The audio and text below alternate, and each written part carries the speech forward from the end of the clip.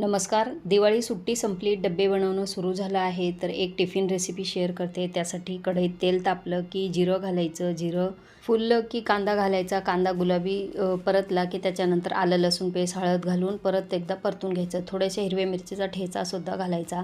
आता 50% उकडून सोलून घेतलेली अरवी उभी चिरून घ्यायची आणि ती चवीपुरतं मीठ घालून मिनिटभर परतून एक वाफ काढून घ्यायची. त्यानंतर आपण मसाले घालायचे. त्यात लाल तिखट, धणे पावडर, किचन किंग मसाला, गरम मसाला पावडर, कांदा लसूण मसाला आणि चाट मसाला घालून परत एकदा परतून घ्यायचं आहे आणि हे परतत असताना गॅस लो ठेवायचा आहे. आता भाजी शिजण्यासाठी पळीभर पाणी घालून 2-3 मिनिटं शिजवून घ्यायचं. भाजी शिजली की नाही ते बघून घ्यायचं आणि गरज वाटल्यास आणखीन पाणी घालून शिजवू शकता.